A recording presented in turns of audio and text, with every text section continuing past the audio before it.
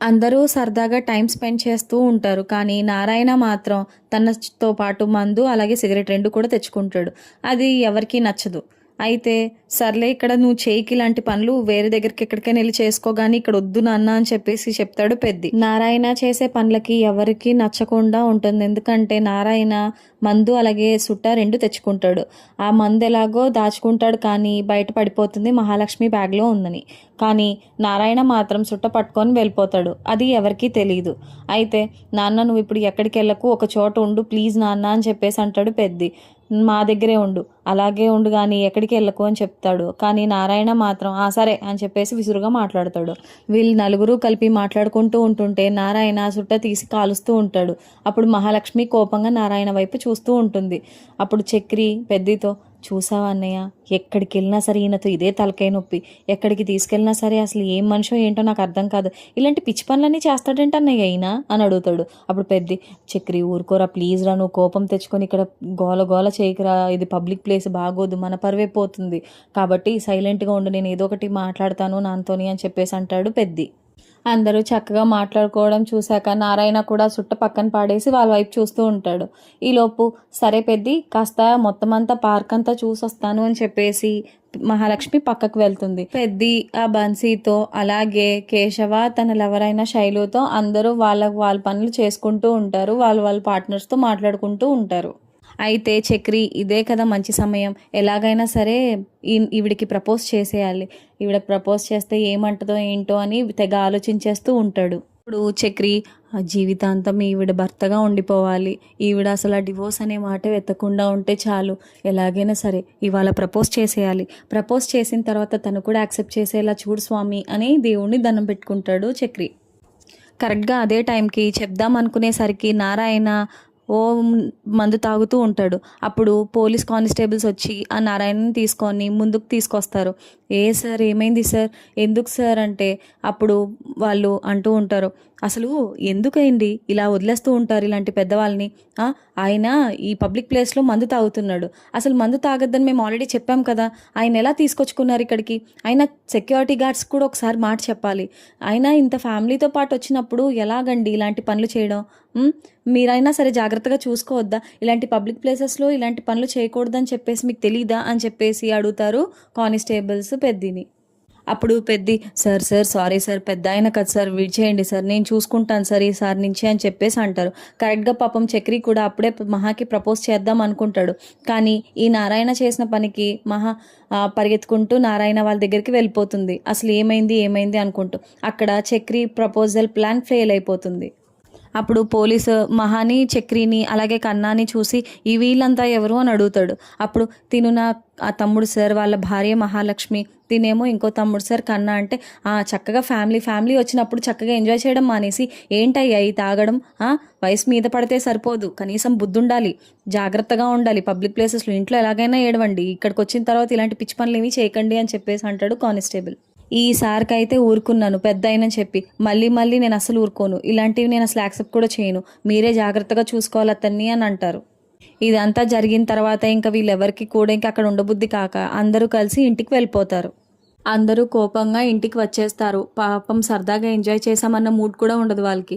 అయితే నారాయణ ఇంటికి వెళ్ళిన తర్వాత గట్టిగా అరుస్తాడు, నేను చెప్పానా నన్ను తీసుకెళ్ళమని నేనేమైనా అడిగానా మిమ్మల్ని, నన్ను ఇంట్లోనే పడేసి మీరు పోవచ్చు కదా, నన్ను ఎందుకు అడిగారు రమ్మని, వచ్చిన తర్వాత తీరా చూస్తే ఇక ముఖాలు మార్చుకొని ఉంటారు, నా తీరు అంతే, నేను మార్చుకోవాలంటే ఎలా మార్చుకోతాను, ఇప్పుడప్పుడే ఎలా మారిపోతాను నేను అని చెప్పేసి అంటాడు నారాయణ వీళ్ళతోని.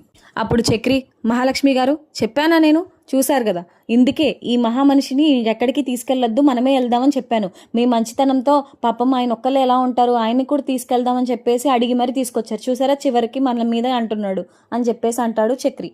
అప్పుడు పెద్ది, అబ్బా ప్లీజ్ రా చక్రి, ఏం మాట్లాడకి, ఇంకా చాలు వాళ్ళు జరిగింది అంటాడు.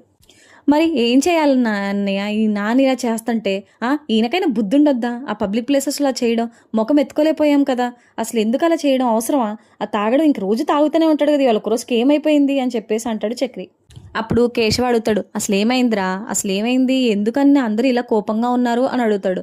అప్పుడు కన్నా, "ఆ, ఏం చెప్తామన్నయ్య, ఈయన గారు చేసిన పనికి మేము ఎవరం తలెత్తుకోలేకపోయాము.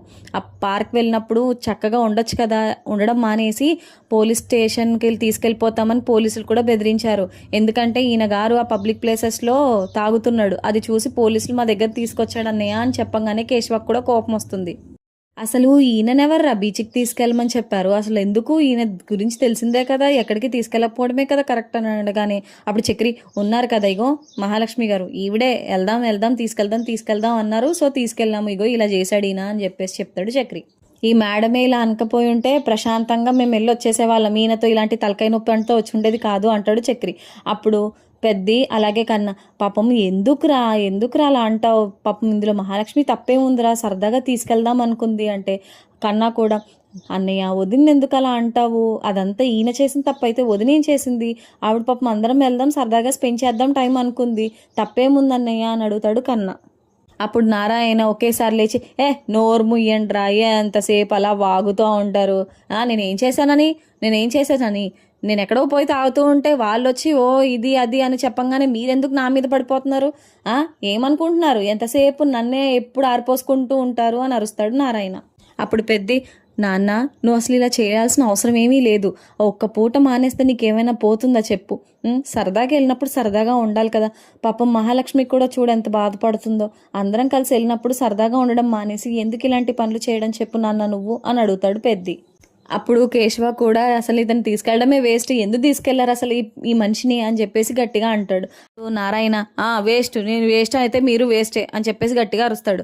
అప్పుడు చక్రి కోపం వచ్చేసి అక్కడే పక్కన ఉన్న రాయి పట్టుకొని పరిగెత్తుకుంటూ మీదకి వస్తాడు. అప్పుడు పెద్ద ఆపేసి ఆగరా చక్రి అని చెప్పేసి తోస్తాడు చక్రిని. అప్పుడు కన్నా, నువ్వు నోరు మూసుకుని బయటికి పో అని చెప్పేసి అంటాడు నారాయణని. అప్పుడు నారాయణ, పోతా ఏంట్రా, ఏమన్నావు నువ్వు ఇప్పుడు అని చెప్పేసి అడుగుతాడు. నేను బయటికి వెళ్ళిపోవాలా, నా ఇంట్లో ఉండి నన్నే బయటికి వెళ్ళిపోమని చెప్తున్నావా నువ్వు అని గట్టిగా అరుస్తాడు నారాయణ.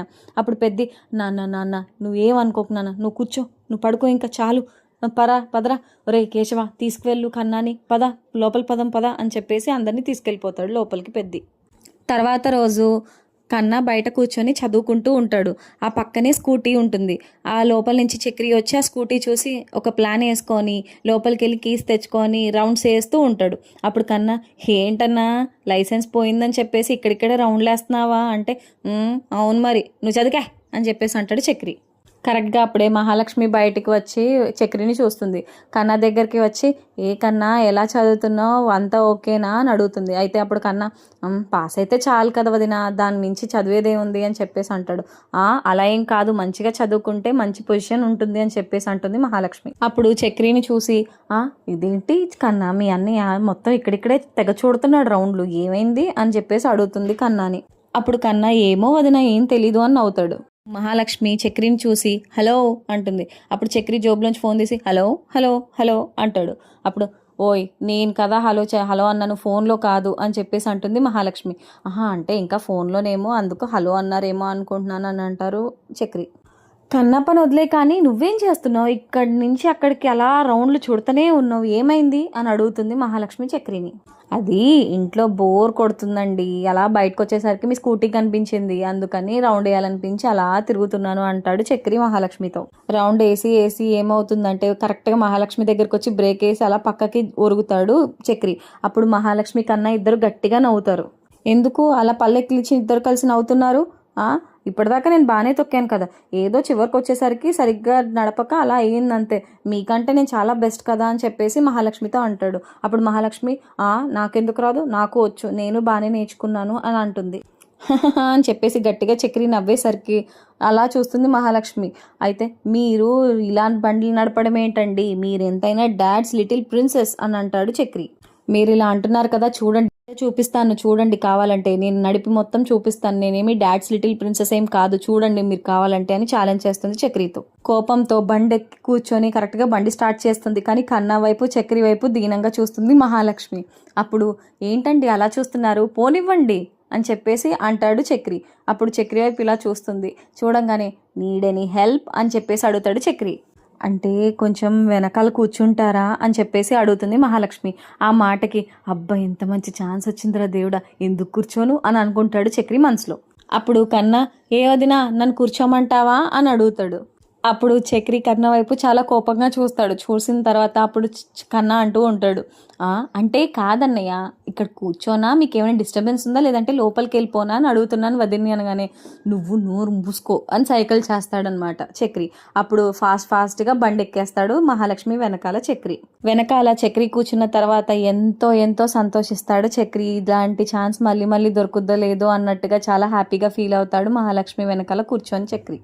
తర్వాత మహాలక్ష్మి తన ఆఫీస్కి అలాగే కన్నా తన కాలేజ్కి బయలుదేరి ఇద్దరు నడుచుకుంటూ కబుర్లు చెప్పుకుంటూ వస్తూ ఉంటారు. వాళ్ళిద్దరూ నడుచుకుంటూ రావడం కరెక్ట్గా శైలు అన్నయ్య సురేష్ చూస్తాడనమాట. అప్పుడు సురేష్ దగ్గరకు వస్తాడు. దగ్గరకు వచ్చిన తర్వాత మహాలక్ష్మి ఎదురుగుండా నించుంటాడు. కన్నా చేయి అడ్డంగా పెట్టి ఎవరండి, ఏం కావాలి, ఎందుకని అంత దగ్గరకు వచ్చి మాట్లాడుతున్నారు, ఎవరు మీరు అని చెప్పేసి అడుగుతాడు కన్నా. వచ్చాడ్రా చిన్న హీరో అని చెప్పేసి అనగానే సురేష్ వాళ్ళ ఫ్రెండ్స్ అందరూ కలిపి నవ్వుతారు.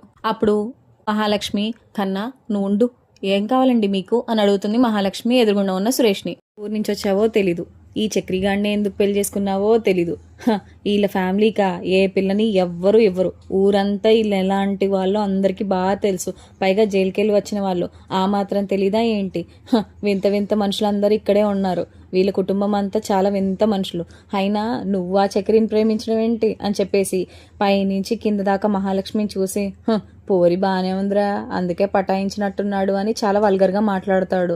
అప్పుడు కన్నాకి కోపం వచ్చి ఏంట్రా ఏం మాట్లాడుతున్నావురా అనగానే ఒక తోపు తోస్తాడు సురేష్ కన్నాని.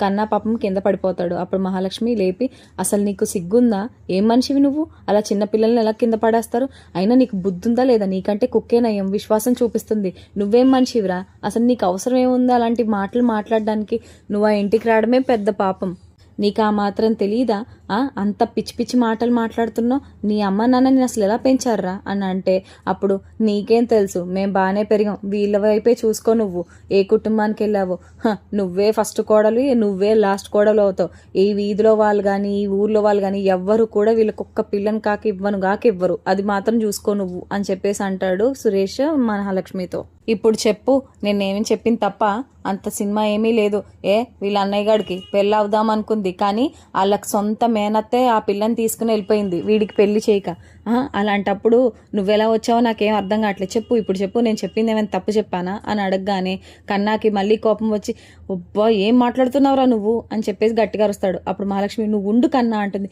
ఏంటి వదినా ఇంత పిచ్చి పిచ్చి మాటలు మాట్లాడుతున్నాడు, ఎవడి మనిషి అసలు మెంటలేదవా అని చెప్పేసి తిట్టేస్తాడు. కన్నా పద మనం వెళ్ళిపోదాం, వీడు ఇలాగే వాగుతాడు, ఇలాంటి వ్యక్తులు ఎప్పుడు అంతే అని చెప్పేసి అంటుంది మహాలక్ష్మి.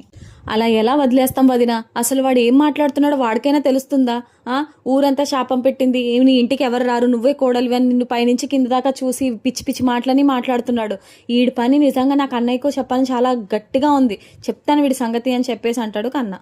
నువ్వురా కన్నా నువ్వురా అని చెప్పేసి చేయి పట్టుకొని తీసుకువెళ్ళిపోతుంది మహాలక్ష్మి కన్నాని. అప్పుడు సురేష్ వెళ్ళమ్మా, మెల్లిగా జాగ్రత్తగా వెళ్ళమ్మా, ఒకటి మరియు చివరి కోడల అని చెప్పేసి అంటాడు. ఇద్దరు కలిసి బస్ స్టాప్ దగ్గర దాకా వెళ్ళిపోతాడు. కానీ కన్నా చాలా కోపంగా చాలా బాధగా ఉంటాడు. ఒరే కన్నా ఏమైందిరా, వదిలేసే, కుక్కలు అలా మొరుగుతూ ఉంటాయి, ప్రతిదీ పట్టించుకోవాలంటే ఎలాగా, వాడు అలాగే వాగుతాడు, వాడి క్యారెక్టర్ అంతా, నువ్వెందుకు అంత బాధపడుతున్నావు అని అడుగుతుంది కన్నాని మహాలక్ష్మి.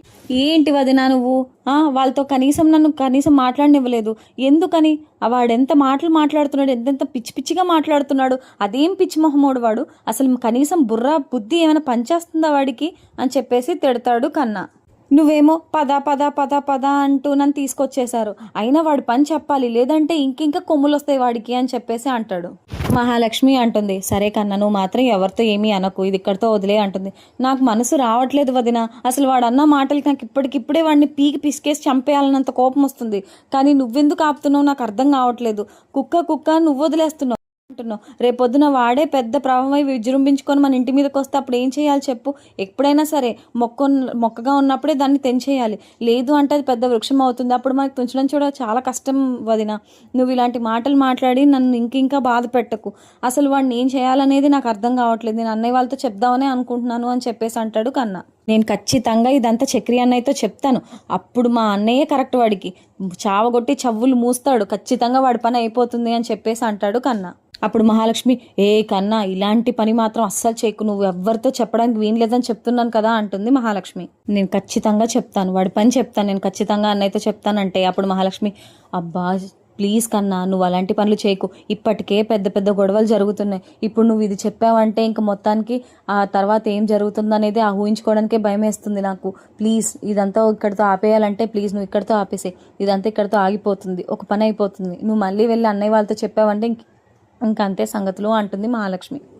అయినా నువ్వు నడి రోడ్డు మీద ఇలా మాట్లాడడం ఆపేసే కన్నా, నువ్వు గనక ఇలాగే చేస్తూ ఉంటే నిజంగా చెప్తున్నాను నేను ఇంట్లోంచి వెళ్ళిపోయి ఇంక మళ్ళీ రాను అని చెప్పేసి గట్టిగా చెప్తుంది మహాలక్ష్మి.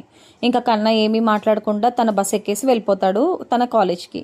దగ్గరికి వస్తుంది. కేశవ దగ్గరికి వస్తే కేశవ అసలు కనీసం ముఖం కూడా చూడకుండా తన పని ఏదో తను చేసుకుంటాడు. అప్పుడు కేశవ దగ్గర పనిచేసే అతను, వదిన రండి కూర్చోండి అంటాడు. నేనేం కూర్చోడానికి రాలేదు అంటుంది.